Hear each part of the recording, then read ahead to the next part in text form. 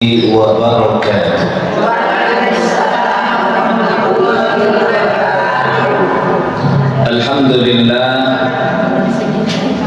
Alhamdulillahilladzi anzala as-sakinata fi qulubil mu'minin liyazdadu imanan ma'a imanihim. Ashhadu an la ilaha illallah wahdahu la syarika lah wa asyhadu anna Muhammadan abduhu wa rasuluhu la nabiyya ba'dah. Allahumma shalli wa sallim wa barik ala sayyidina Muhammadin wa ala alihi wa sahbihi ajma'in, amma ba'du. Faqad qala Allah ta'ala a'udzu billahi minasy syaithanir rajim, ya ayyuhalladzina amanu taqullaha haqqa tuqatih wa la tamutunna illa wa antum muslimun. Shadaqallahul azim. Alhamdulillah, pada siang hari ini kita masih dikaruniai Allah Subhanahu wa taala nikmat sehat, nikmat panjang umur, nikmat iman wal Islam. Insyaallah syukur senantiasa kita panjatkan kepada Allah.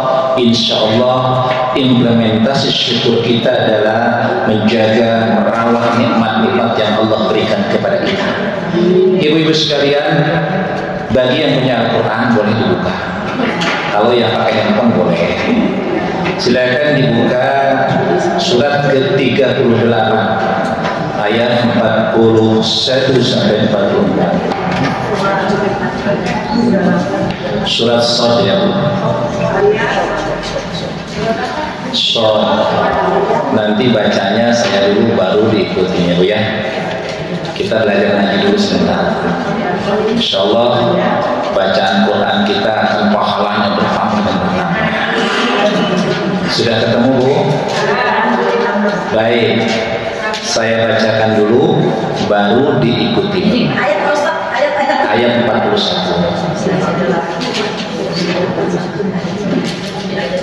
41 berarti setelah 40 ya Bu. Sudah ketemu Bu? Baik. A'udzu billahi minasy syaithanir rajim. Ya mulai. A'udzu billahi minasy syaithanir rajim. Bismillahirrahmanirrahim.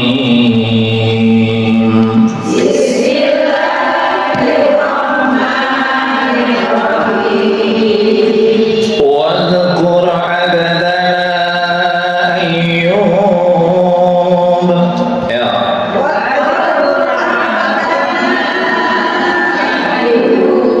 Idna da rabbahu anni. Ayo.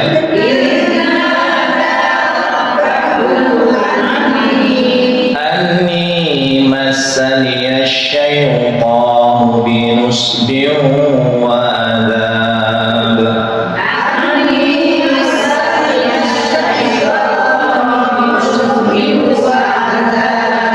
Urqub birijlik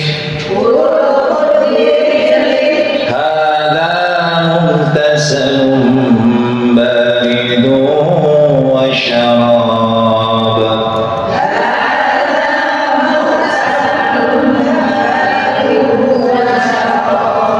وَوَهَبْنَا لَهُ أَهْلَهُ وَمِثْلَهُم مَّعَهُمْ رَحْمَةً مِّنَّا. Ya.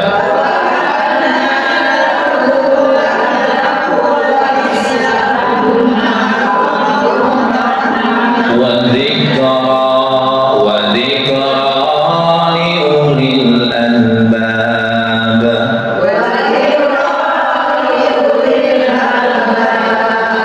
وَخُذْ بِيَدِكَ ضِغْثًا فَاضْرِب بِّهِ وَلَا تَحْنَثْ.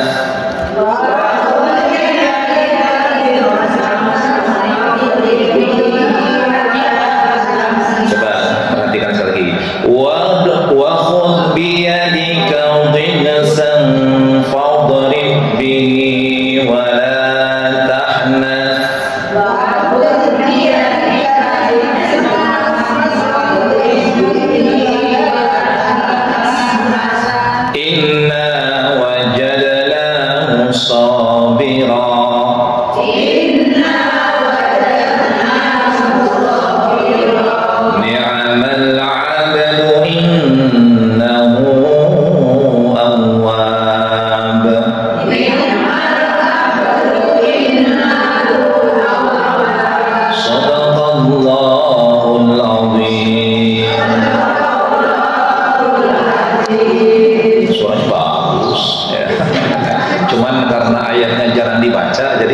begitulah kurang lebih.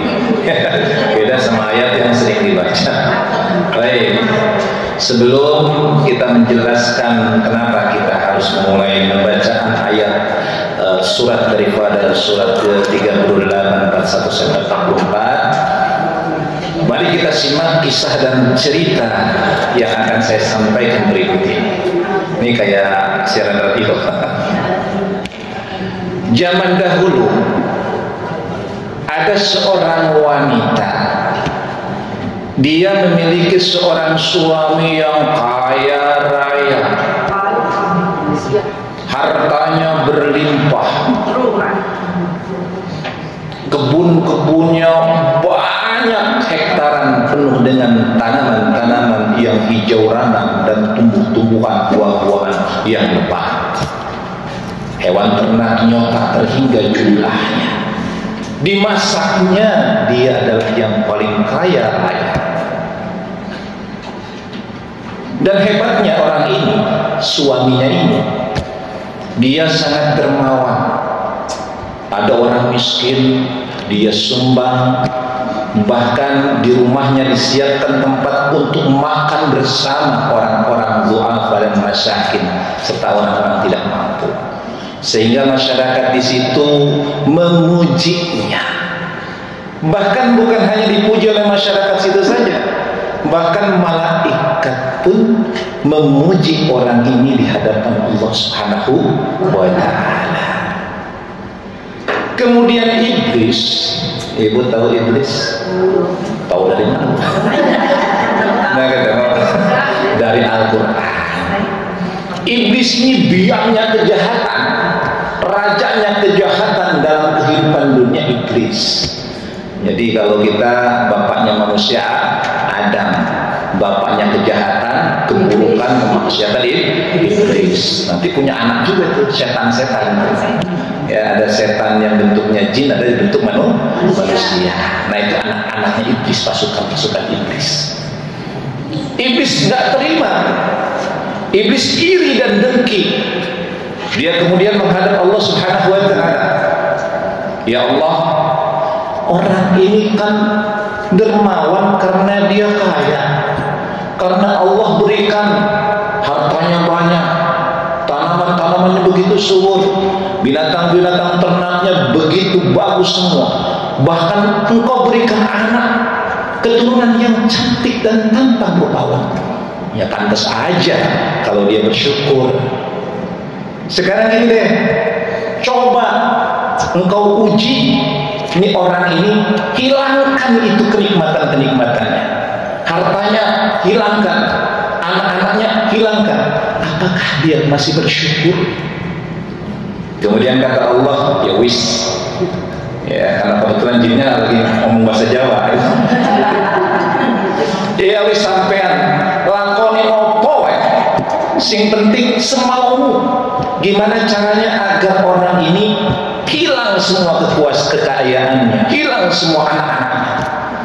Maka kemudian iblis turun ke bumi, dibakarlah tanaman-tanamannya, binatang-binatang ternaknya diturunkan wabah-wabah penyakit mati semua, dan anak-anaknya diberikan penyakit sehingga anak-anaknya yang tampan, yang cantik meninggal semua. Gak ada yang tersisa. Sehingga orang yang tadinya kaya raya ini jatuh miskin semiskin-miskinnya. Bahkan bukan hanya miskin, gak punya anak satu pun yang tersisa. Nah, melihat suaminya seperti ini, wanita ini terus mendampingi suaminya. Berjalan kurang lebih 10 tahun, dilalui masa penuh dengan penderitaan. 10 tahun dalam kemiskinan, tidak memiliki apa-apa. Tetapi di tengah kemiskinan, orang ini dengan istrinya tadi terus bersyukur kepada Allah, beribadah terus, tak putus, tak lekang. Ketika ditanya, kenapa engkau terus beribadah? Karena ini adalah ujian. Karena ini adalah ujian, belum seberapa ujian. Maka iblis cemberut dong, gak berhasil nih gua, gagal misi gua nih. Akhirnya dia balik lagi, ngadu lagi sama Allah. Ya Allah, orang ini memang selalu bersyukur, wajar saja ya Allah, karena fisiknya sehat, badannya sehat. Coba sekarang uji orang ini dengan penyakit sakit sesakit-sakitnya. Kata Allah, sok mana kebetulan lagi bahasa Sunda.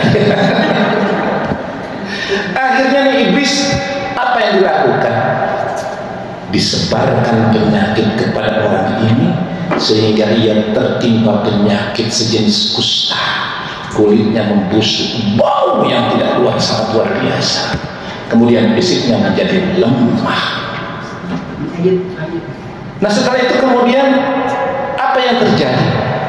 Istrinya tetap setia mendampinginya sampai akhirnya ada masanya di tengah kesulitan ekonomi, suaminya tidak bisa bekerja, dia bekerja baru aja sebentar orang sudah putuskan kerjanya karena tahu bahwa dia istrinya seorang yang berpenyakit sangat menjijikkan.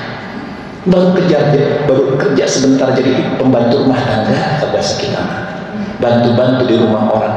Tapi ditanya, siapa suamimu? Oh si Fulan. Maaf ya, saya nggak terima.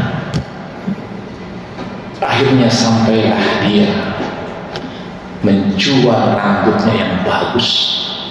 Pertama kepang satu, hanya kepang duanya diputus sehingga tidak ada rambut yang tersisa, hanya rambut-rambut seperti laki-laki. Maka setelah itu akhirnya dia di tengah-tengah kesusahan karena perbekalan sudah habis dan menjual rambut itu, dia akhirnya di tengah jalan bertemu dengan seseorang yang datang kepadanya. Wahai hamba Allah, kemana suamimu? Oh suamiku di sini tergeletak dalam kondisi sakit parah, bau busuk. Oh, kenapa kau nggak minta pertolongan sama Tuhan? Kenapa kau nggak tidak mohon agar diberikan kesembuhan? Maka kemudian, tidakkah engkau mengingat masa lalumu? Berapa engkau hidup bermewah-mewah 80 tahun? 80 tahun hidup dalam kesenangan. Tidakkah kamu rindu dengan kesenangan itu?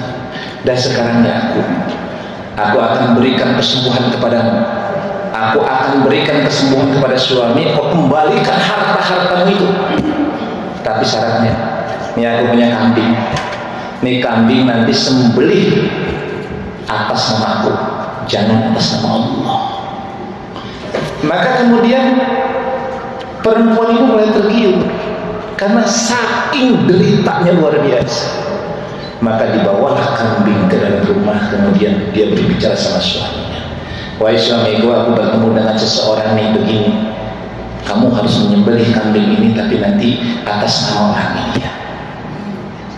Apa jawaban laki-laki suaminya? Demi Allah, engkau sudah tergoda dengan musuh Allah. Mulai saat ini engkau kuusir dan aku bersumpah akan mencambukmu 100 cambukan. Maka akhirnya sambil menangis, bayangin di tengah penderitaan ibu-ibu kalau juga punya suami begitu, udah mati-matian kerja nggak dihargai, diusir lagi, sakit hati. Maka keluarlah perempuan ini, dan kemudian akhirnya suaminya yang tadi tergeletak, dia memohon kepada Allah Subhanahu wa Ta'ala. Maka bisa dilihat dari ayat atau surah Shad ayat 41. Coba diperhatikan. A'udzubillahi minasyaitonir rajim. Wadhkur abdana Ayyub, dan ceritakanlah seorang hamba kami yang bernama Ayyub. Innada rabbahu, ketika dia berdoa kepada Allah Subhanahu wa Ta'ala, anni massanya syaitan, ya Allah, aku ditimpa keburukan-keburukan dan perbuatan syaitan, binusbin wa adzab, dengan berbagai penderitaan dan kesengsaraan. Jadi Nabi yang diceritakan orang tadi adalah Nabi Ayub alaihissalam, orang yang paling sabar, dan istrinya yang bernama Siti Rahmah binti Nabi Yusuf nanti. Jadi putrinya Nabi Yusuf alaihissalam. Dari siapa? Para ahli sejarah mengatakan adalah dari Siti Zulaikha. Ya, nanti dari Nabi Yusuf menikah dengan Zulaikha, punya 2 putra. Ya, nah putranya yang pertama adalah bapaknya daripada Siti Rahmah, namanya Abrahim atau Abrahim, ada mengatakan begitu. Tapi ini adalah turunan dari Nabi Yusuf alaihissalam.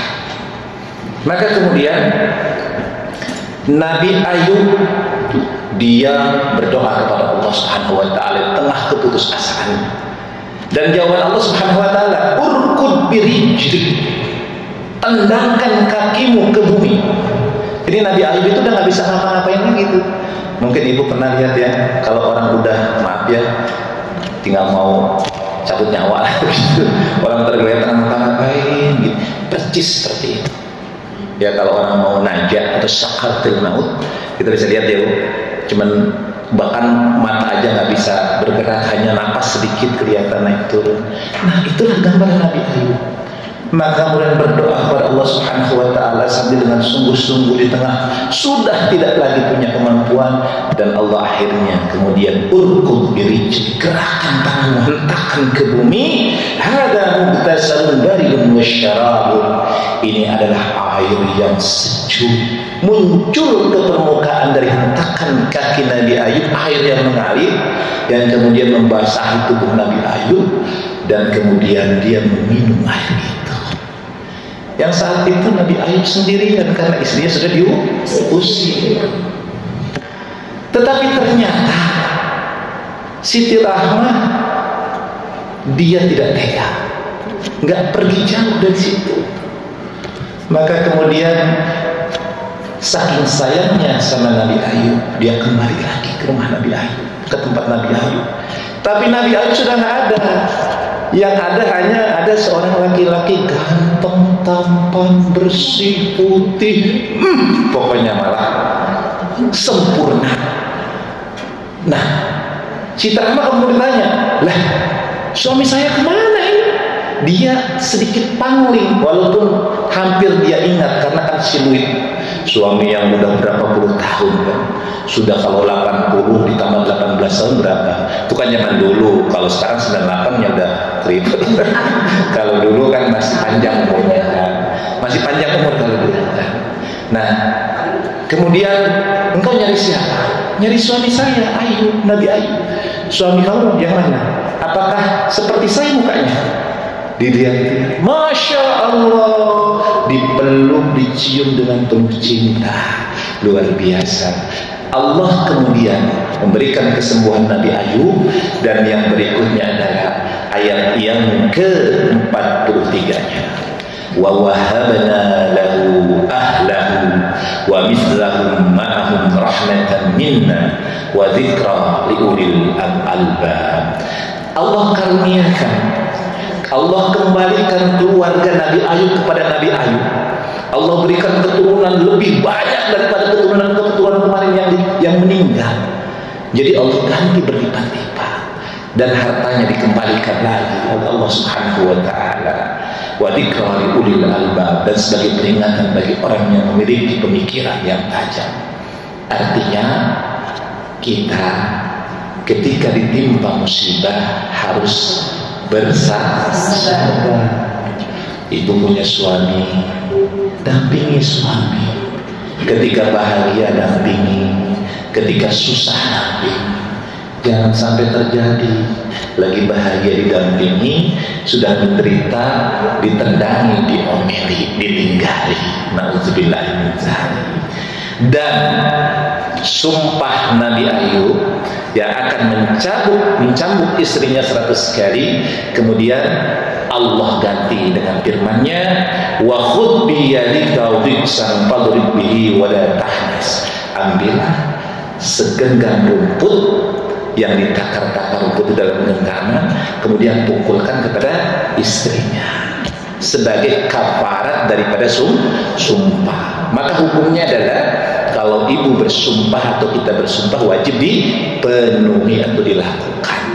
Hati-hati ya Bu ya. Kalau ibu punya sumpah, punya nazar, maka wajib dipenuhi.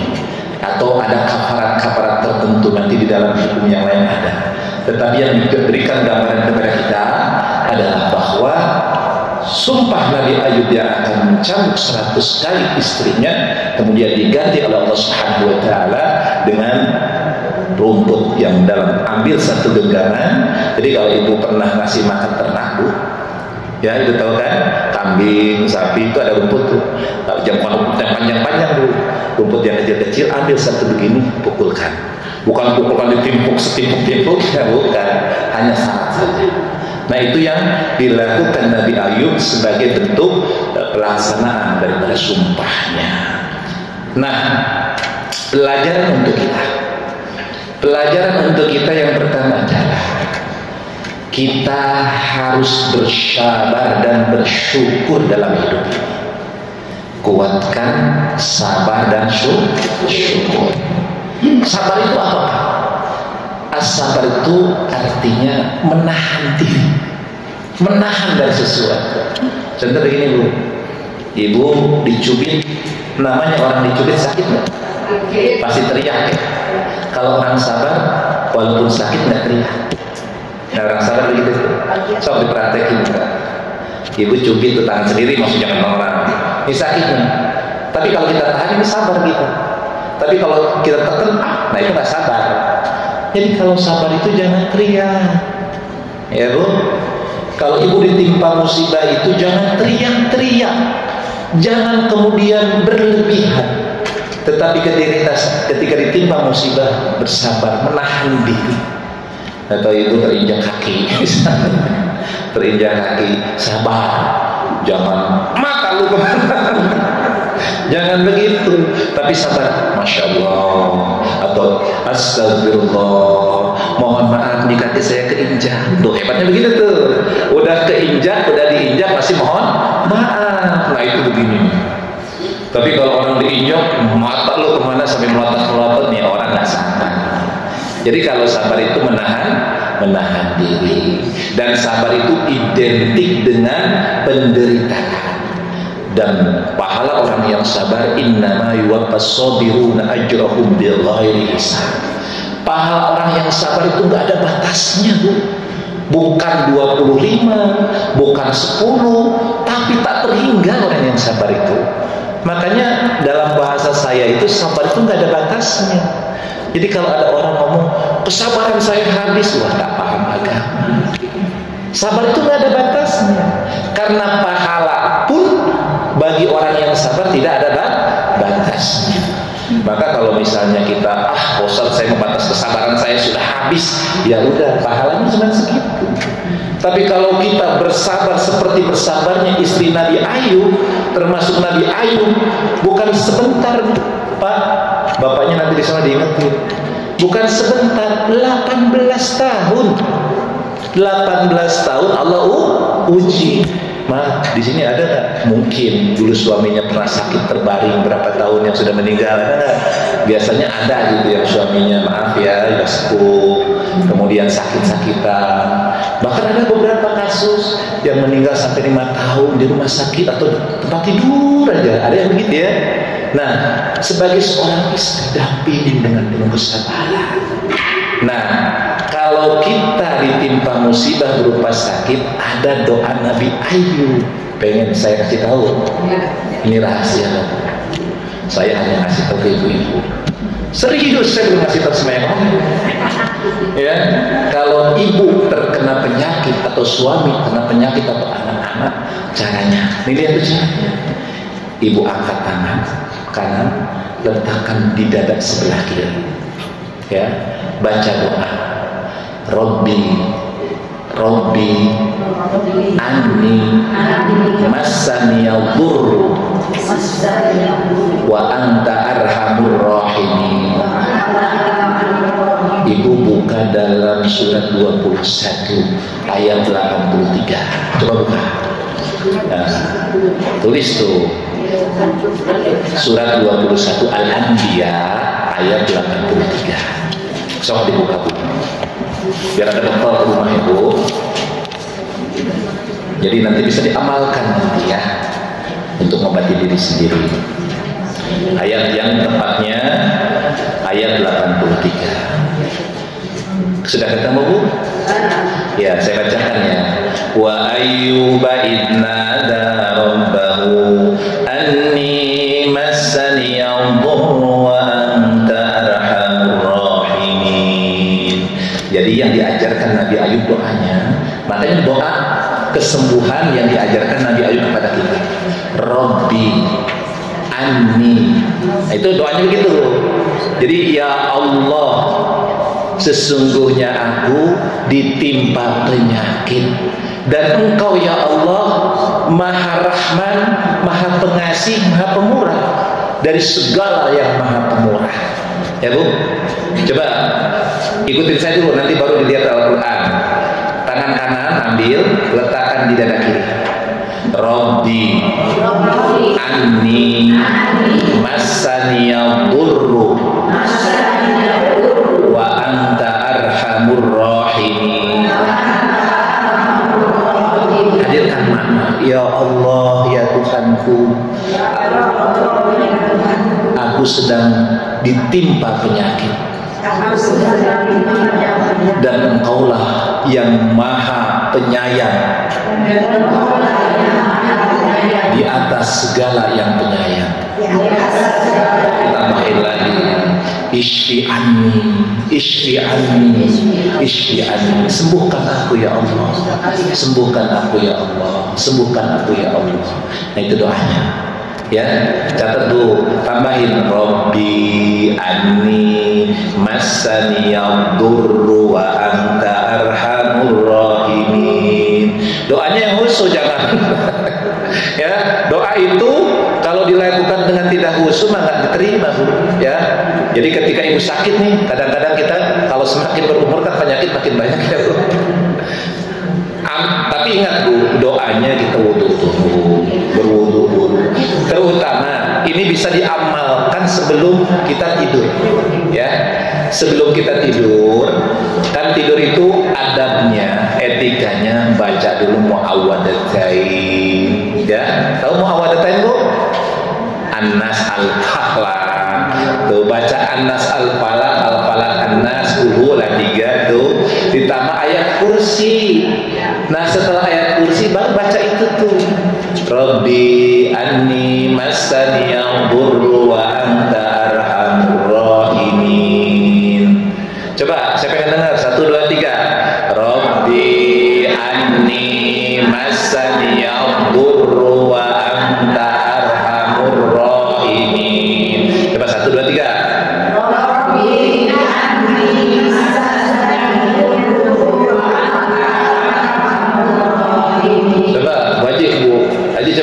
Jangan baca, coba sehafalnya aja.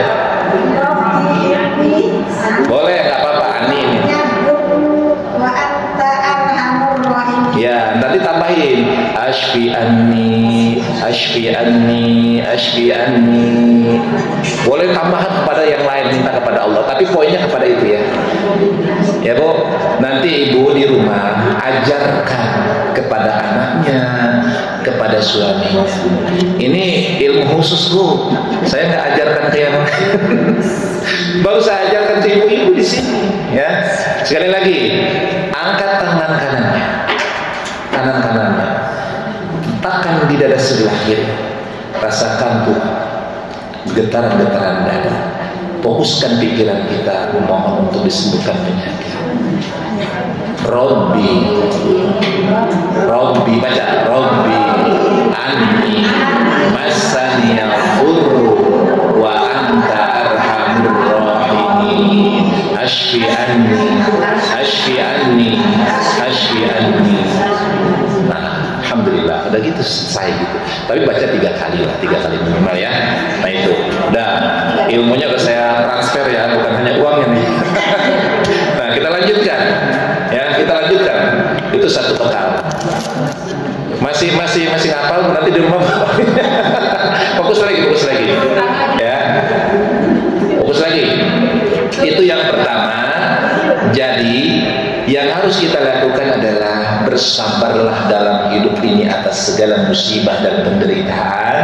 bersyukurlah atas nikmat Allah.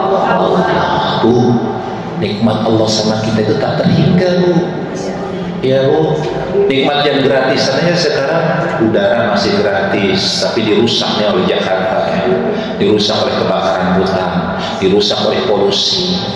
Ya, kalau Allah sudah merusak nanti oksigen mahal, Bu. Satu tabungannya kecil berapa tuh, Bu? Kan yang beli. Kalau Allah jahat sama kita, ini udara dihilangin, apa yang terjadi coba? Wah, langsung jauh-jauh yang pernah gagal ginjal cuci darah dalam seminggu berapa kali, ya, mahal kan? Nah, apalagi kalau nikmat-nikmat Allah cabut. Makanya, Bu, bersyukur atas nikmat Allah sekecil apapun, Bu. Maka kata Allah, la in syakartum la azidannakum wa la in kafartum inna adzabi lasyadid.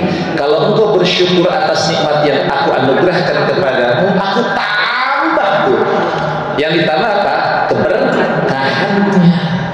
Ingat, Bu, kalau berkah itu bukan harus gede, tapi manfaatnya dunia akhirat. Yang berkah begitu tuh, Bu. Jadi kalau ibu disebut, Pak Ustadz, kalau rezeki yang berkah itu yang kayak gimana sih?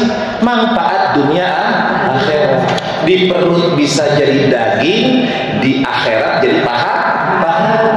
Nah itu, jangan sampai di perutnya jadi lemak gitu kan, di akhiratnya jadi azab. Naudzubillahi min dzalik kan. Maka rezeki yang berkah adalah rezeki yang manfaatnya dunia akhirat. Nah itu yang kita bersama Allah diminta. Kita syukur kepada Allah.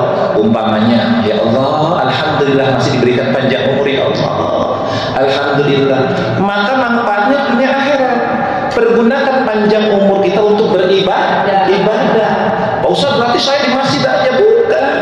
Yang dimaksud dengan ibadah mahdoh, ibadah ghair mahdoh, ibadah sosial, ibadah ritual. Jadi bagi kita umat Islam ini tidak ada sesuatu yang tidak menilaikan ibadah, Bu. Semua nilainya ibadah. Kita duduk di sini ibadah bukan? Ibadah. Kita ngaji ibadah bukan? Ngaji. Ibu bikinin kopi untuk bapak di rumah ibadah bukan? Ibadah. Tapi yang saya catatkan, yang saya ucapkan, niatnya benar, caranya benar. Niatnya ikhlas, Bu. Jangan disuruh bikin kopi bapak motong ke kopi mulu. Udah nggak ada pahala, Bu. Ketika diperintah oleh suami, bunda, mami, ibu, ada kopi kan nih? Oh, selalu ada untuk ayah, tenang aja. Dibuatkan dengan senyum sambil doain, ya Allah, mudah-mudahan suami saya tambah sayang sama saya. Ikhlaskan cara buatnya, sajikan dengan baik.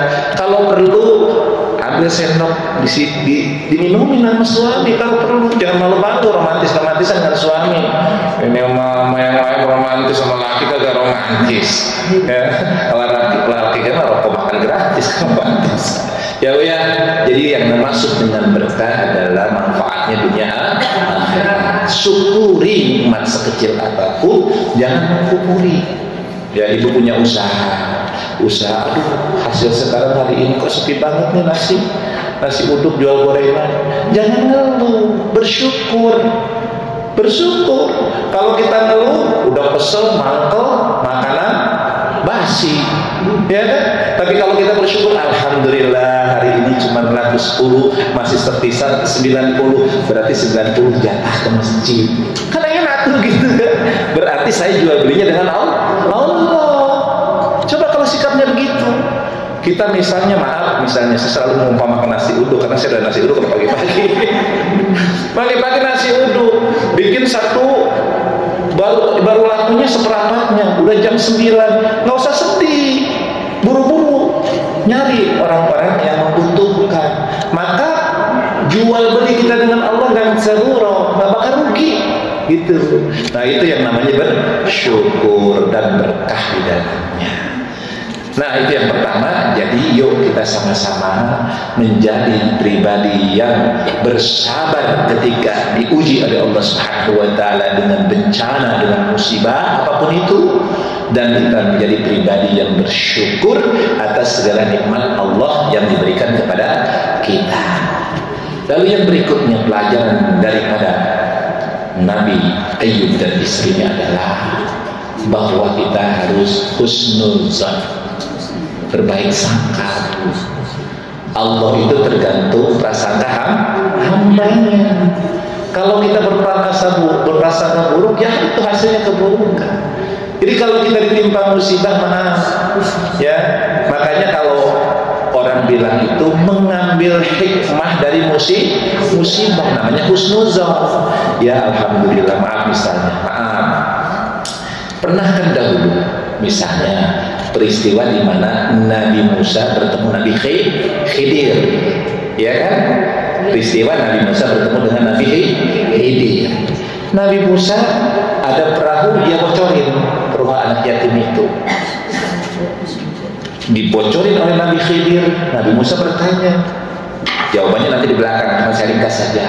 Tapi di belakang kemudian diketahui bahwa ternyata kalau tidak dibocorin ini perahu akan diambil oleh orang yang jahat, para bajak, karena dibocorin maka tidak. Jadi itu yang disebut dengan hikmah. Atau mungkin pernah kejadian, ya, di masa kemarin yang pesawat pernah meledak tuh, orang gagal untuk terbang, awalnya mangkel-mangkel, kesel, marah-marah, setelah pesawat itu jatuh baru alhamdulillah. Nah itu maksudnya. Jadi apapun yang terjadi sama kita, husnuzon, bukan baik menurut kita, tapi baik menurut Allah. Jangan menurut kita dong. Harus baik itu menurut Allah. Dan yang paling paham itu kan Allah. Kita tahu nggak 1 jam ke depan apa yang terjadi sama kita? Nggak tahu kan? Kira-kira Allah tahu nggak apa yang akan terjadi sama kita? Masya Allah. Bahkan kita sudah tercatat di Lauhil Mahfuz. Takdir kita seperti apa sudah ada ajalinya. Allah paham, Allah tahu. Oleh karenanya kita sebagai hambanya melihat daripada kisah daripada Nabi Ayub dan istrinya, berbaik sangka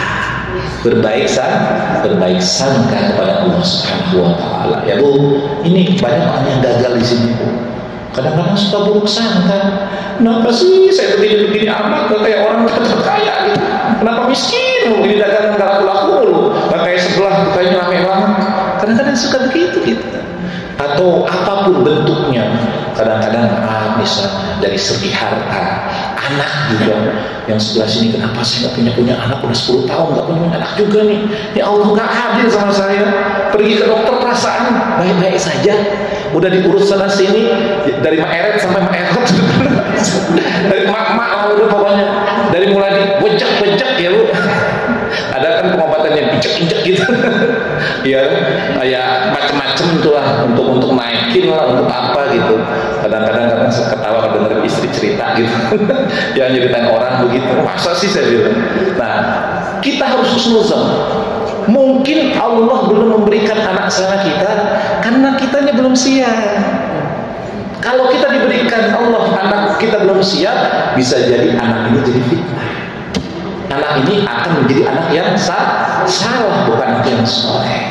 Nah itu, jadi kita berbaik sangka kepada Allah Subhanahu wa taala. Maka kalau kita senantiasa berbaik sangka kepada Allah Subhanahu wa taala, maka mensikapi hidup ini akan tenang Bu.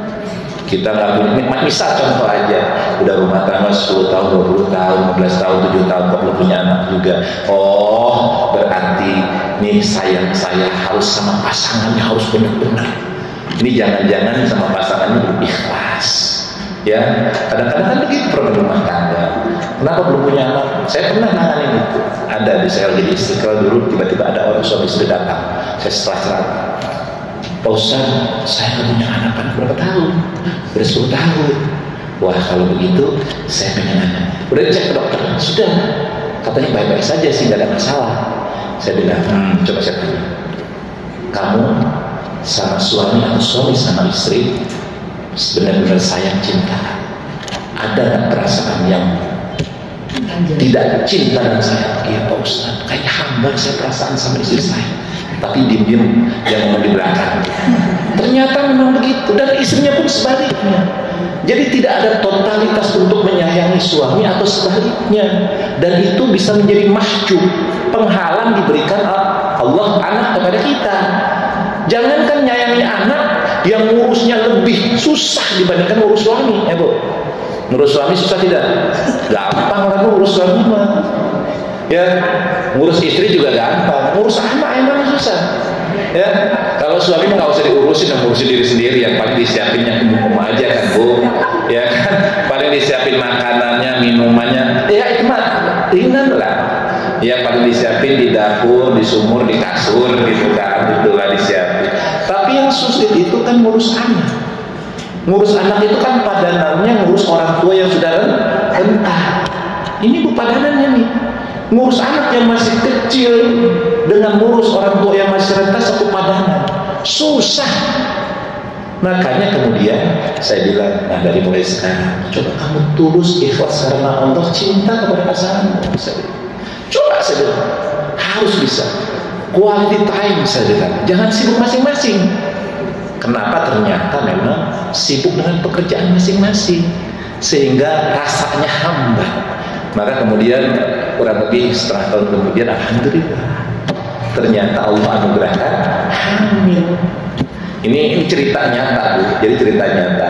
Ternyata itu bisa berpengaruh. Maka kita kembali bahwa kita harus berbaik sangka kepada Allah. Contoh ibu, Pak Ustaz, kenapa ya kok suami dulu yang meninggal, gak saya aja? Kenapa orang lain punya suami, saya gak punya suami? Harus berbaik sangka. Mungkin Allah sayang sama kita. Kalau selama ini kita ini kan suka utamain suami dibandingkan Allah, maka setelah suami tidak ada, nah Allah saking sayangnya sama kita, engkau sekarang sayangnya sama aku dong, jangan sama suami manusia lagi, kata Allah. Maka engkau harus lebih khusyuk lagi sama aku, engkau harus lebih benar lagi ibadah sama aku. Itu namanya husnuzon. Makanya kalau lagi sendiri, sudah sendiri gitu, nah sekarang berduanya asik dan mansuk sama Allah. Enak Bu. Kayak Halimatus Sya'diyah misalnya, atau siapa nama Robi'atul Adawiyah misalnya. Robi'atul Adawiyah itu kan unik, karena ketika dilamar oleh Syekh Hasan Basri nggak mau, karena sudah cinta sama Allah, sudah lezat dengan Allah. Nah ibu hadirkan itu di tengah kita sendirian, hadirkan asik mansuk dengan zikir ya Allah, dengan sholat, dengan sedekah, maka kemudian kita akan menikmati hidup ini. Jangan, aduh kok saya sendirian. Kadang-kadang maaf ya Bu, kalau perempuan mah kuat, yang kuat laki-laki ya Bu. Laki-laki mah tua juga masih aja pengen lagi. Kalau yang udah kita perempuan lebih kuat kecenderungannya. Ya tapi kalau nikah lagi juga nggak apa-apa, dengan catatan ada yang mau nggak? Maksudnya yang soleh apa? Kita kembali. Jadi yang kedua adalah berbaik sangka kepada Allah. Yang pertama tadi apa? Bersabar ketika ditimpa musibah dan bencana, bersyukur atas segala nikmat yang Allah berikan kepada kita, dan yang kedua adalah berbaik sangka kepada Allah Subhanahu wa taala.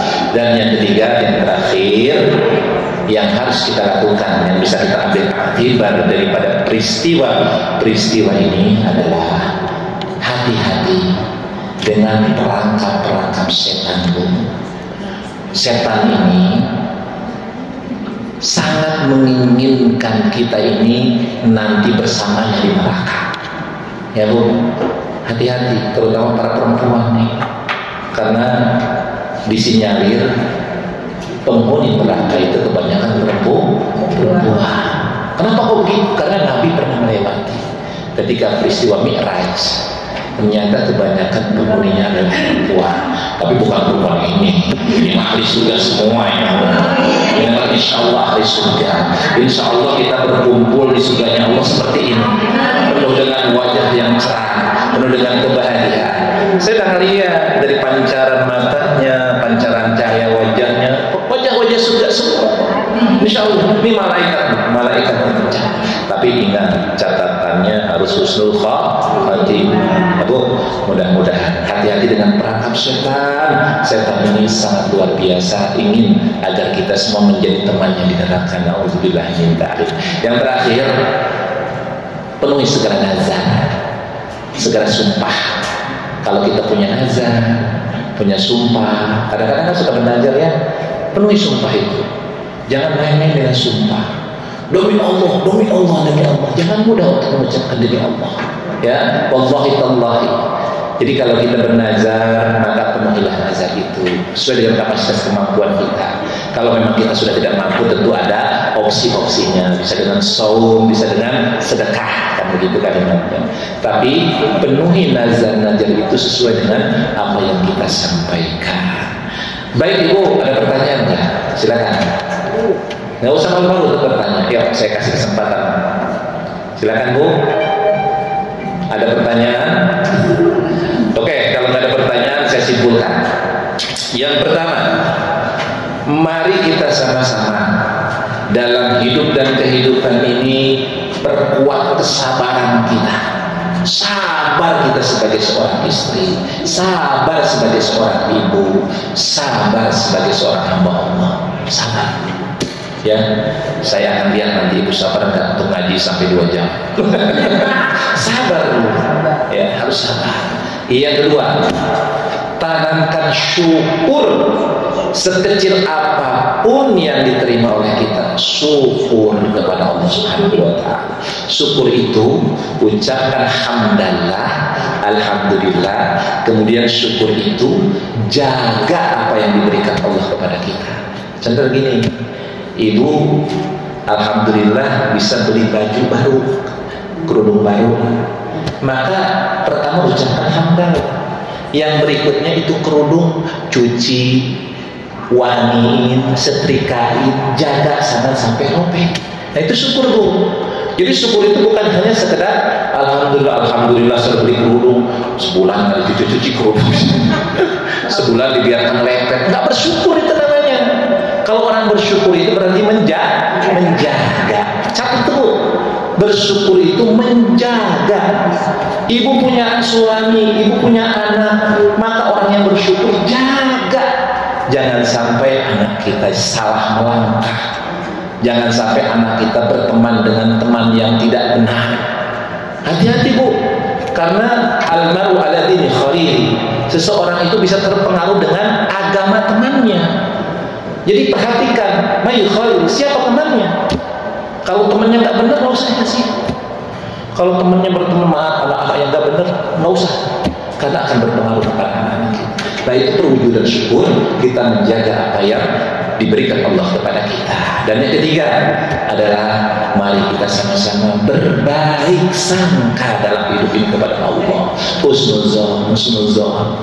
Ya, mudah-mudahan kita semua akan termasuk orang yang senantiasa berbaik sangka kepada Allah Subhanahu wa Ta'ala, sehingga takdir kita adalah takdir yang terbaik, yakni takdir kita sebagai penghuni surganya Allah Subhanahu wa Ta'ala. Amin ya rabbal alamin. Tidak ada pertanyaan? Kalau tidak, kita tutup dengan doa ya. Kita sama-sama berdoa ya. Yuk ikutin saya. Astaghfirullahaladzim, astaghfirullahaladzim, astaghfirullahaladzim, wa atubu ilaihi min jami'il ma'asi wal dhunub. Allahumma salli ala sayyidina Muhammad, ya Rabbi salli alaihi wa sallim. Allahumma salli ala sayyidina Muhammad, ya Rabbi salli alaihi wa sallim. Allahumma salli ala sayyidina Muhammad, ya Rabbi salli alaihi wa sallim. Allahumma salli wa sallim ala sayyidina habibina wa syafi'ina wa maulana Muhammad wa sallim radhiyallahu tabaraka wa ta'ala wa ashabi rasulillahi ajma'in. Amin ya Allah ya rabbal alamin. Allahumma lakal hamdu anta nurus samawati wal ardi wa lakal hamdu anta qayyimus samawati wal ardi wa lakal hamdu anta rabbis samawati wal ardi anta al-haq wa wa'duka al-haq wa liqa'uka al-haq wal jannatu wan nar wa as-sa'atu haq. Allahumma laka aslamna wa bika amanna wa 'alayka tawakkalna wa ilayka anabna wa bika khassamna wa ilayka hakamna. Faghfir lana ya Allah ma qaddamna wa ma akharna wa ma asrarna wa ma a'lana wa ma anta a'lamu bihi minna. Anta al-muqaddim wa anta al-mu'akhir wa anta ala kulli kulli syai'in qadir. Allahumma ya Allah, pada siang hari ini kami bermunajat kepada-Mu ya Rabb. Kami mohon ampunan atas dosa dan kesalahan yang telah kami perbuat. Ya Allah, ya Ghafur, ampunilah segala dosa dan kesalahan kami, dosa dan kesalahan kedua orang tua kami. Rahmatilah, sayangilah mereka sebagaimana mereka sudah mendidik kami di waktu kecil. Ampunilah pula dosa saudara-saudara kami kaum muslimin wal muslimat, mukminin wal mukminat dimanapun mereka berada, baik yang masih hidup maupun yang sudah wafat. Allahumma ya Allah, istiqamahkanlah kami di dalam iman wal Islam, wafatkanlah kami dalam keadaan husnul khatimah. Allahumma ya Allah, jadikanlah keluarga-keluarga kami keluarga yang sakinah mawaddah warahmah.